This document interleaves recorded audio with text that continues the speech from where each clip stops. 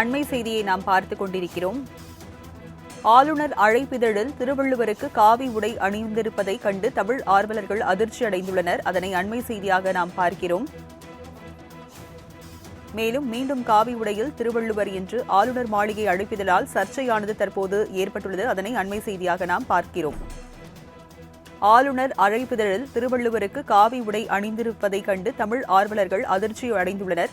ஏற்கனவே இதுகுறித்து சர்ச்சை எழுந்த நிலையில் தற்போது மீண்டும் ஆளுநர் அழைப்பிதழில் திருவள்ளுவர் காவி உடையில் இருப்பது போன்ற ஒரு வெளியாகியுள்ள நிலையில் தற்போது தமிழ் ஆர்வலர்கள் அதிர்ச்சி அடைந்துள்ளனர். அதனை அண்மை செய்தியாக நாம் பார்த்துக் கொண்டிருக்கிறோம்.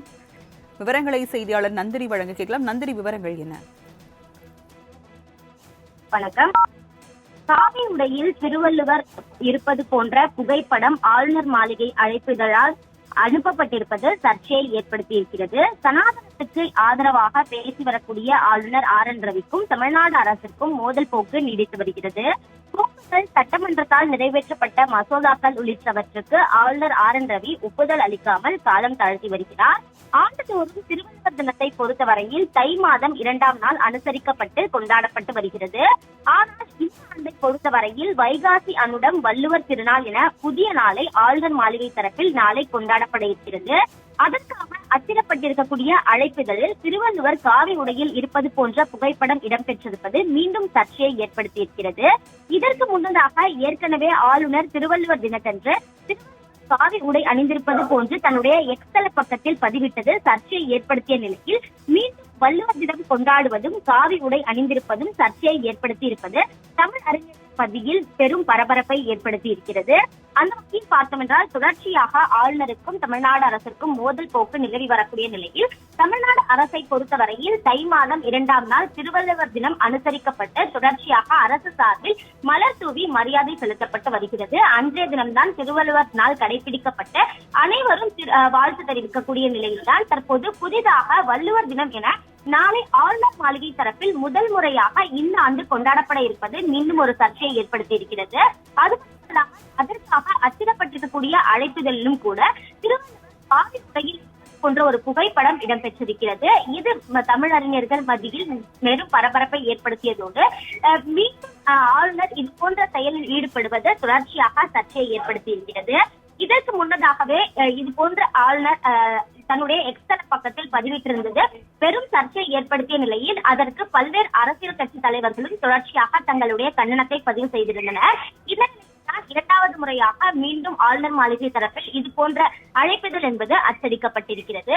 அது மட்டுமல்லாமல் புதிதாக வைகாசி அனுடம் வள்ளுவர் திருநாள் என நாளை ஆளுநர் மாளிகை தரப்பில் நாளை மாலை கொண்டாடப்பட இருப்பது மீண்டும் தமிழறிஞர்கள் மத்தியில் பெரும் பரபரப்பை ஏற்படுத்தி இருக்கிறது. ஏற்கனவே திருவள்ளுவர் திருநாளை பொறுத்தவரையில் பார்த்தோம் என்றால் தை மாதம் 2ஆம் நாள் வரக்கூடிய நிலையில் ஆளுநர் மாளிகை தரப்பில் நாளை ஒரு புதிய தினம் அனுசரிக்கப்படுவது ஏற்புடையதாக இருக்காது என்பதே தமிழறிஞர்களின் கருத்தாக முன்வைக்கப்படுகிறது.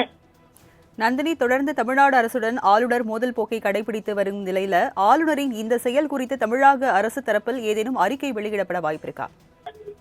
நிச்சயமாக ஏற்கனவே ஆளுநர் தன்னுடைய எக்ஸ்தல பக்கத்தில் திருவள்ளுவர் காவி உடை அணிந்திருப்பது போன்ற ஒரு சர்ச்சைக்குரிய கருத்தை பதிவிட்ட நிலையில் அதற்கு தொடர்ச்சியாக அரசியல் கட்சி தலைவர்கள் கண்டனம் தெரிவித்திருந்தனர். அதன் தொடர்ச்சியாக 2ஆவது முறையாக நாளை வள்ளுவர் திருநாள் என ஒரு புதிய நாளை ஆளுநர் மாளிகை தரப்பில் கொண்டாடப்பட இருப்பதோடு அதற்காக அச்சிடப்பட்டிருக்கக்கூடிய அழைப்பிதழிலும் கூட திருவள்ளுவர் காவி உடை அணிந்திருப்பது போன்ற ஒரு புகைப்படம் இடம்பெற்றிருக்கிறது. மீண்டும் ஒரு சர்ச்சையை ஏற்படுத்தியிருக்கிறது. இதற்கும் தொடர்ச்சியாக பல்வேறு அரசியல் கட்சி தலைவர்கள் தரப்பில் கண்டனம் என்பது தெரிவிக்கப்படும் என எதிர்பார்க்கப்படுகிறது. அதே போன்று தமிழ்நாடு அரசை பொறுத்தவரையிலும் கூட தமிழ்நாடு அரசுக்கும் மோதல் போக்கு என்பது நிலவி வருகிறது. அரசின் கோப்புகள் சட்டமன்றத்தால் நிறைவேற்றப்பட்டிருக்கக்கூடிய மசோதாக்களுக்கு என பல்வேறு முக்கிய கோப்புகளுக்கு எந்த ஒரு ஒப்புதலும் அளிக்காமல் ஆளுநர் காலம் தாழ்த்தி வருகிறார். ஏற்கனவே தொடர்ச்சியாக மோதல் போக்கு நிலவி வரக்கூடிய நிலையில் ஆளுநரின் இத்தகைய செயல் என்பது மீண்டும் கண்டனத்திற்குரிய ஒரு செயலாகவே தமிழ்நாடு அரசின் தரப்பில் பார்க்கப்படுகிறது. எனவே இது தொடர்பான ஒரு அதிகாரப்பூர்வ அறிவிப்பு அறிக்கை என்பது தமிழ்நாடு முதலமைச்சர் தரப்பில் வெளியாகும் எனவும் எதிர்பார்க்கப்படுகிறது.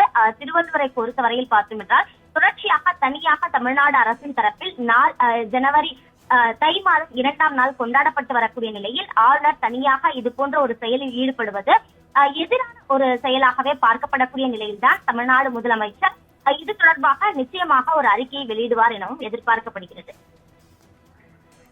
விவரங்களுக்கு நன்றி நந்தினி.